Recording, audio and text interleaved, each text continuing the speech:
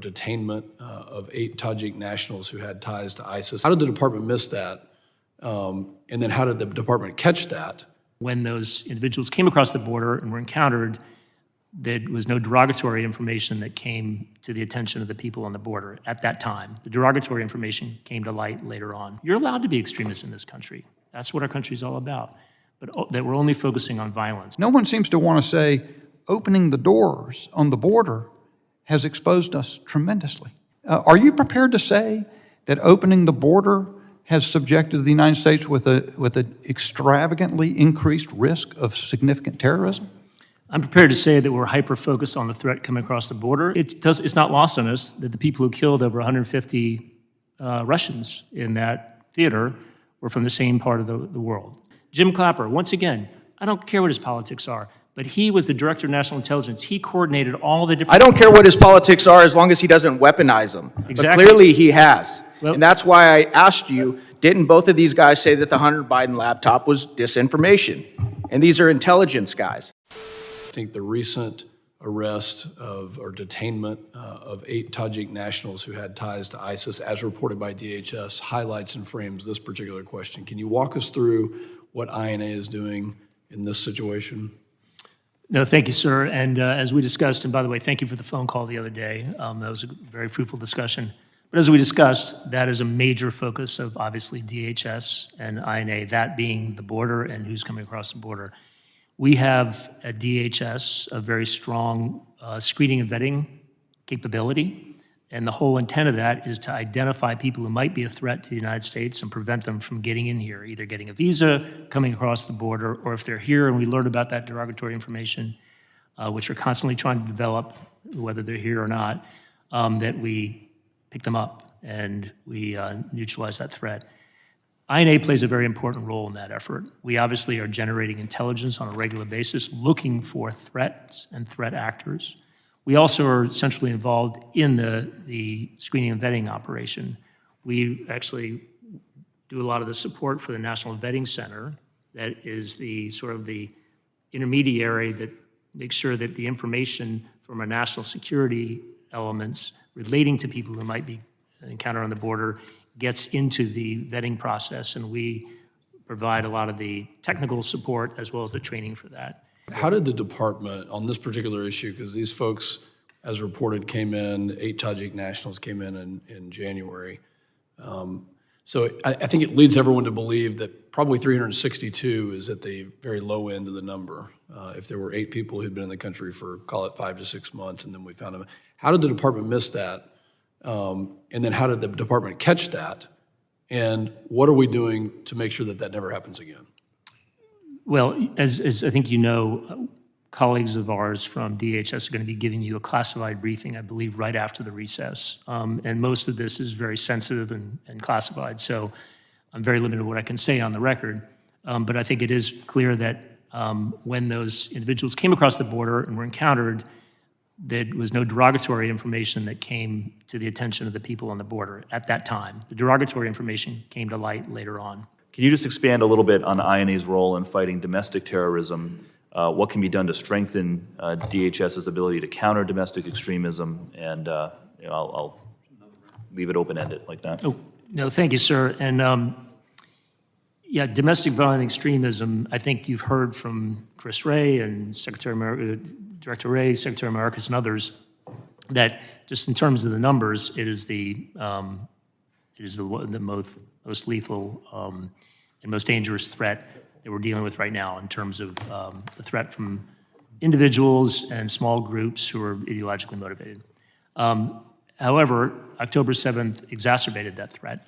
And now you see, and I was alluding to this a little bit in the last answer, you see a little bit of a convergence of the foreign terrorist threat and sort of ideological rhetoric being picked up by some of the domestic violent extremists here in the United States, and that's kind of fully energizing that threat.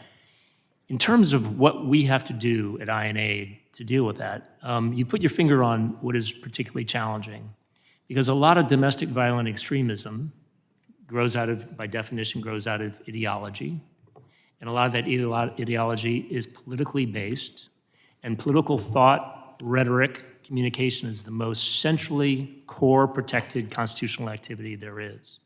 So it's our job to make sure that if we're focusing our collection or our intelligence and our analytical efforts on domestic violent extremism, we're not focusing on just maybe extremist discussion, extremist thought. You're allowed to be extremist in this country. That's what our country's all about. But that we're only focusing on violence. So can you tell us now that INA's ability to find and disseminate information related to possible events like that has improved to the point that we can be more likely to prevent another January 6th from happening again? Thank you. That's an ever-present concern for us, that a January 6th could happen again or some other variation of it, right? I mean, you can look at a lot of events, protests, marches, or whatever. A large part of them is constitutionally protected, is fine, but then maybe some subset of the people who are there engage in terrorism or want to use that as a cover and a pretext for terrorism. And it's very challenging. We have to make sure that we address the second but not the first part. That's the oversight challenge that we deal with. In terms of our capability to do that, we're very focused on making sure that we don't have another situation where we have communications that suggest violence and don't get that information out to our partners. I can tell you that in the situations that I've been involved in the last 2 years where we've had an emergent situation, crisis situation, we have effectively gotten the intelligence out, both by product and by calls with our state and local partners. I've been on a number of 3,000-person calls the day that something happens to say, this is what we're seeing, so we're making sure to get that information out. Talking about the Homeland, I sort of get why domestic violent extremists, if you see an uptick in things around the world, but as Bill Clinton once said, there's always going to be trouble in this old world. I'm not sure that the threat picture changed all that dramatically. It's not a surprise to me that Hamas wanted to do as much harm to Israel as possible. So it's interesting you point to that, and you point to the issue of DVEs. But if we talked about that story about the 8 Tajiks who came in, who you said you didn't want to talk about much here. They're not domestic violent extremists. They're here, and you said there was no. I'll get one thing and see if you can exceed what you've said about one statement. You said there was no, and the Secretary said there was no derogatory information about them when they crossed the border. I would think being on the terror watch list and being affiliated with ISIS-K or suspected affiliation would be derogatory. Are you saying that information was not available to you when they come across? My understanding is that when they were encountered on the border and they were, the responsible officials checked the data systems did not have the derogatory information in there indicating. So see, that concerns me gravely. And then there's a news story by NBC News. The chairman said before he walked out for a few minutes that he hopes we don't see another story like that, but there's an NBC News story. DHS identifies over 400 migrants brought to the U.S. by an ISIS-affiliated human smuggling network. Now, I understand maybe the Secretary suggested some of what's in that article is not accurate. What can you say about that? I think what I can say, and I'm sure that my colleagues will be able to talk about this at greater length in the classified briefing, but that of those people who were smuggled in from that network, which, according to the news reports, has an affiliation with ISIS, there is not information that suggests that those particular individuals are terrorist operatives. Well, see, there's one thing you didn't say. You talked about October 7, you talked about domestic violent extremists. You did not say, and it's been curious to me as I've sat on this podium for a while, no one seems to want to say opening the doors on the border has exposed us tremendously. In November 2022, Christine Abizade, director of the Counterterrorism Center, was here with Ray and the Secretary, and I asked her if her agency saw a significant threat of terrorism from the historic level of uncontrolled crossing of the southern border, particularly gotaways, and she said, we don't actually. Border security is really important. If we look at the nature of the threat and how it has evolved here in the United States homeland, it has been striking how the evolution to lone actors actually reflects how much more difficult it is for terrorists to enter into the United States. We look historically at the kind of attacks we've experienced here in the homeland. None of them have been connected to major illegal crossings or otherwise from the southern border, southwest border. I think that's clueless. I see stories about Quantico, people probing. I heard a vice admiral on Fox News saying they're seeing probing, visits a couple times a week. Are you prepared to say that opening the border has subjected the United States with an extravagantly increased risk of significant terrorism? I'm prepared to say that we're hyper-focused on the threat coming across the border, and that's why I've detailed all the things that INA is focusing on. I'm also prepared to say that CBP, as I understand it, issues publicly the number of watch-listed individuals that they encounter on the border. So we're not trying to sugarcoat or hide the fact that there's a threat there. And in fact, I'm being instructed by my secretary to focus like a laser beam on that threat. Well, he's late coming to that conclusion, and I think, we're going to see, I just think it's inevitable we're going to see in coming years that has been ignored to the exclusion of some other far less significant risk. How often do you meet with Secretary Mayorkas, sir? I meet with him pretty much every morning when we do the President's Daily Brief together. And your job is to give him intelligence, is that correct, regarding Homeland Security? To give him intelligence, but also to give all our partners intelligence and receive intelligence from them and make sure that it's integrated into our operations, yes. Recently, Director Wray of the FBI has been warning that the lights are blinking red as far as terrorism threats the U.S. homeland. Would you agree with his assessment, Mr. Wainstein? Sir, I'd agree that we're in a very serious time that we have to be very careful. And Director Wray lived through the 9/11 era with me together, and so he knows about threats. Mr. Weinstein, do you believe that this blinking red terror threat that we now have in this country is self-made, self-inflicted wound, or do you believe that our actions and our policies have had really nothing to do with that? Well, I don't know that I'd sort of buy into either of those two propositions. I would say that just like with 9/11, one of the interesting things about 9/11 is there are a lot of studies afterwards to sort of ascribe blame, which are really healthy. And you see that it's always a combination of the bad actions of our adversaries, but also our ability and willingness to try to head those off. And Yeah, let's talk about that, sir. Let's talk about our ability and our willingness to head those off. Because that's been the problem that many of us have tried to be the canary in the coal mine about, and the American people see on a daily basis. The American people aren't stupid, right? They're busy, but they're not stupid. They see what's going on at our southern border, and as somebody who's spent a lot of time dealing with security threats, you've got to be pretty concerned with what's going on at the southern border. And I think you know that that's a pretty big conduit that's leading into this blinking red light that now Director Wray is warning about. Would you agree with that, sir? Yeah, as we were saying earlier today, the border is an area that we're focusing on because we're so concerned with the threat down there. Threat from a variety of different areas, not just terrorism, fentanyl as well, Absolutely. cartels as well. Absolutely. Very serious. And we've been talking about that too. And some of us are wondering, is Secretary Mayorkas, is President Joe Biden, are they not getting the intel, or are they just not willing to secure the border?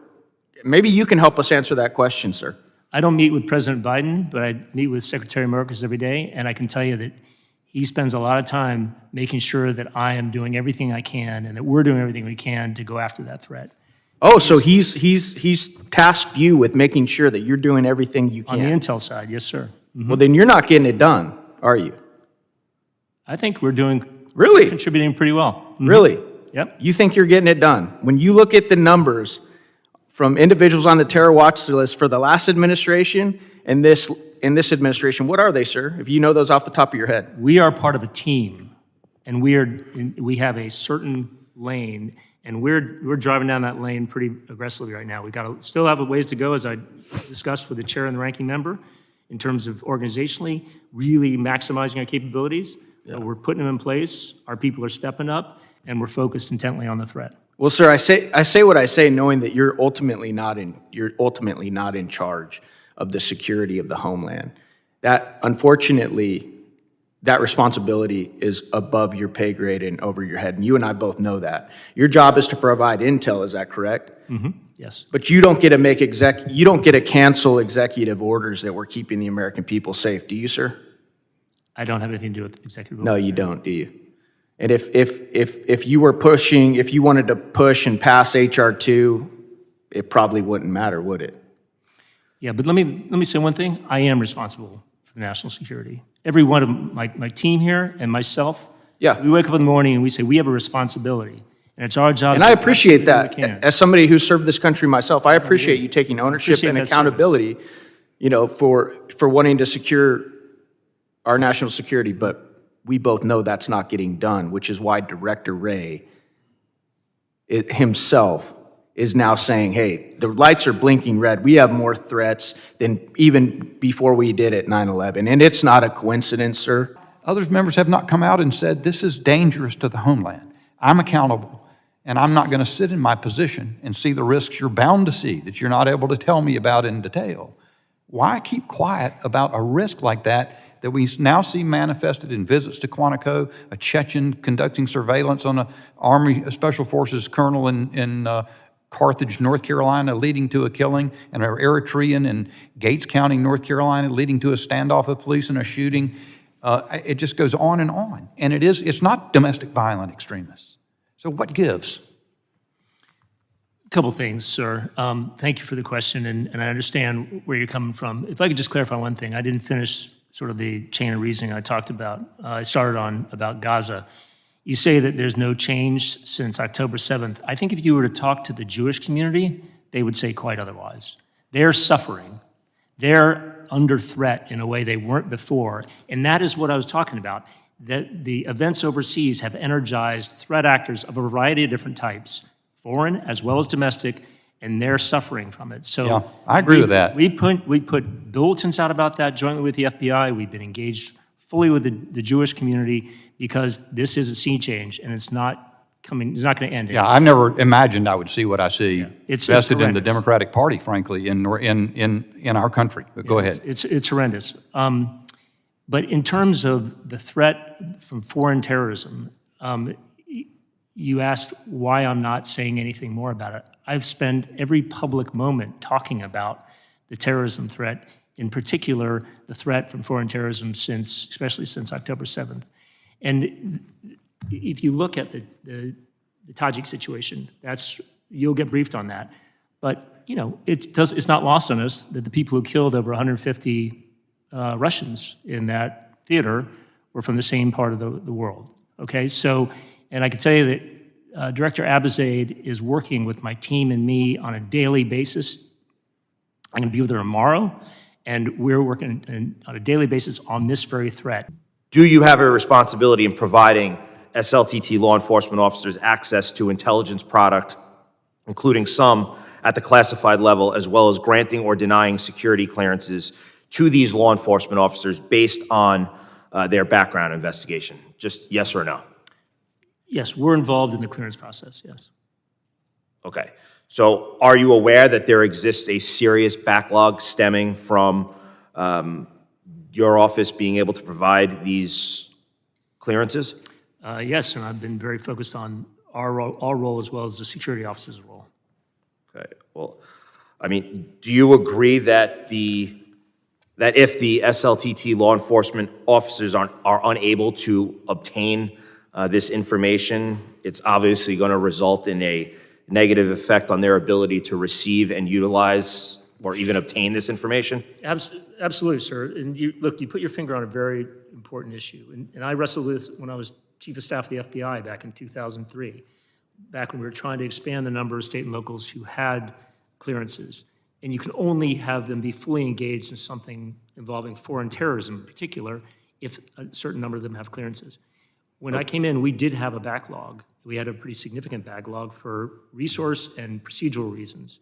At the end of last year, we put together a task force that zeroed in on the backlog and largely got rid of the backlog. Okay, so from last year to today, what was the backlog and where is the number at today? I don't have the exact number, but I can tell you this. We largely got rid of the backlog, but then, for instance, we got 100 applications from another state. Just So respecting both of our time. So we're agreeing that there's a backlog, where we see that there's an issue. You're saying that when you came in, obviously you put together a strategy in order to diminish that backlog. So if we could give could just take a round number guess where it was at and where it's at today. I mean, is there a significant change? Is there, a few people that have been granted clearance? Are we making a difference that's actually giving law enforcement officers the intelligence that they need, or are we not making a difference? So, sir, I don't have the exact numbers, but I will get those to you promptly. But I'll tell you that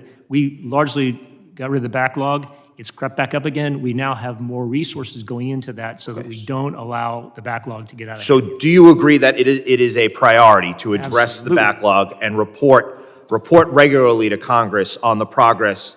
I mean, it seems like a common sense reform. Absolutely, and my state and local partners are very energized by this issue. One thing that I wanted to touch on with the remainder of my time is I represent half of the tribes in Arizona.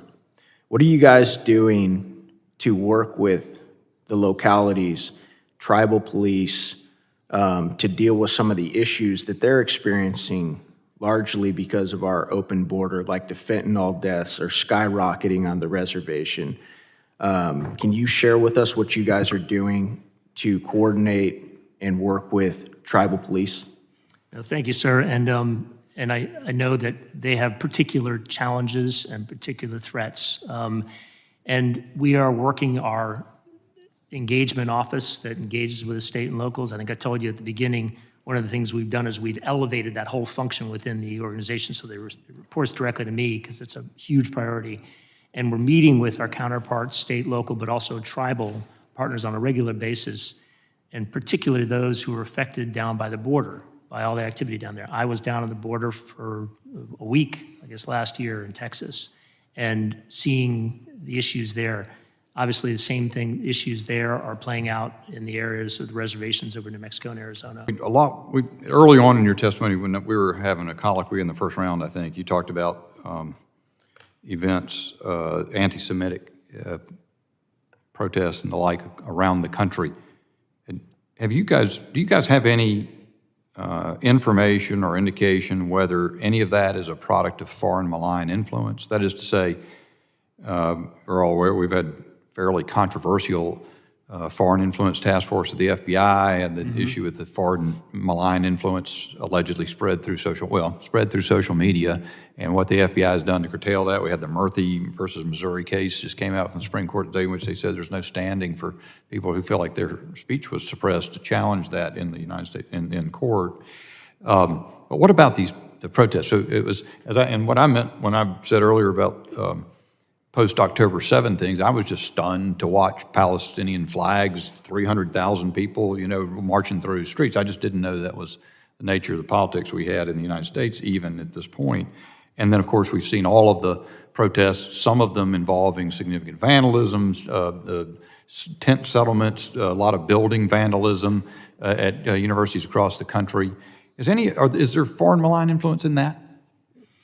So you put your finger on a very critical issue. Obviously, if there were, if I was aware of anything, that'd be based on intelligence sources and methods. So you couldn't talk about it? I couldn't speak about it in an unclassified context.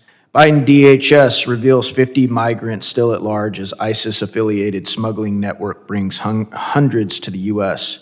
The Department of Homeland Security has identified over 400 individuals brought to the U.S. from Eastern European and Central Asian countries by an ISIS-affiliated smuggling network in the past several months, a DH senior official confirmed to Fox News on Wednesday. Officials have arrested over 150 so far that have either been removed, placed in removal proceedings, or are currently receiving additional screening. They would not confirm of how many match the terror watch list. Of the remaining 50 individuals at large, they acknowledge that a small number may match the terror watch list. Can you respond to that article, sir? So I'll give this generally the same response I gave before, which is, subject to the classified briefing that you'll receive on this, which I know has already been scheduled, which is that my understanding is that while there was a smuggling network and there are a certain number of individuals who came to the smuggling network. An ISIS-affiliated smuggling network. There's a smuggling network for which there's an ISIS affiliation. There has not been any evidence put forward that any of those individuals were terrorist operatives. Why is this still being allowed to happen, sir? Why is the smuggling network being allowed to happen? Yeah, I mean, why are we consistently seeing stories like this? I can tell you that we are very focused on the smuggling networks, and our colleagues at HSI and FBI and others are zeroing in on these networks. And a lot of what we've done at DHS is to work with the FBI to get a clear understanding of the networks out there. And this is, we spend a lot of time helping to clarify the picture of what the networks are so that we can anticipate whether any of those networks are involved in terrorism. And I appreciate that you guys are doing that, but wouldn't you say, sir, that you can have all the intelligence in the world, but if you don't have leaders who are willing to execute on that intelligence, it doesn't really matter, does it? Well, also, what you do need also, and this is one thing I think it's important, and you asked about what I need or we need, we could use more resources to vote to the border, both DHS but also INA. You know, the more people we have down there interviewing folks along the border, the more likely we're going to find out about bad actors coming across. And you say that because you know that your headshed, your leadership, won't actually change any of the policies, right? I say that because that's a truism, that right now we're operating with relatively scant resources. Let me ask you this. Let me ask you this then. Would we need to surge more people to the border, the same exact southern border that we've had now, if your administration was actually doing its job in protecting the American people? Well, look, I'm not going to get into sort of platitudes one way or the other than to say that we're going to go where we see the intel need to be. Let me shift real quick to the advisory board. According to a May 17, 2024 department press release, DHS decided to rebrand the experts group as the Homeland Intelligence Advisory Board. The 19 members of the disbanded experts group have simply been reconstituted as members of the board. This is troublesome given that it appears DHS is attempting to mislead Congress and the American public by simply renaming a controversial advisory committee. We have also learned that DHS has exempted this board from public notice, reporting, and open meeting provisions that are normally required by the Federal Advisory Committee Act. Why is this, sir? Well, let me just clarify one thing, because whenever I hear a question with the word mislead, I feel I've got to respond to that. There was no misleading done at all. In fact, if you look at the settlement agreement, the public settlement agreement that ended the litigation that led to us disbanding the original group, we said we have the right to constitute a new group under the FACA law. And we said that in black and white. The other party to the litigation accepted it. The judge accepted it. That's great. Real quick, sir, is it true that Mr. Brennan and Mr. Clapper are on this advisory group? They were on the original experts group, and as we announced, we will be seeking... Didn't both of those gentlemen say that the Hunter Biden laptop was Russian disinformation? Why would you want, my question, sir, is why would you want guys that are putting out very false information publicly to the American people, why would you want them on your advisory committee? I want people who can help us do what I'm talking about here, which is transform an organization. We're trying to transform an intelligence organization. There's one person in the world... Is telling the truth a part of helping you guys? Could I answer, please? Yeah, go ahead. There's one person in the world who's recently transformed an intelligence agency, the CIA, John Brennan. I don't care what his politics are. I care that he's honest with us, he brings his perspective, and he donates his time to us to help us... Transformed it good or bad? That's for others to understand, to assess. Exactly. But I want to hear that experience. Jim Clapper, once again, I don't care what his politics are, but he was the Director of National Intelligence. He coordinated all the different... I don't care what his politics are as long as he doesn't weaponize them. Exactly. But clearly he has. Well, and that's why I asked you, didn't both of these guys say that the Hunter Biden laptop was disinformation? And these are intelligence guys. Everybody knew that that laptop was legitimate. I yield back. Without objection, the subcommittee stands adjourned.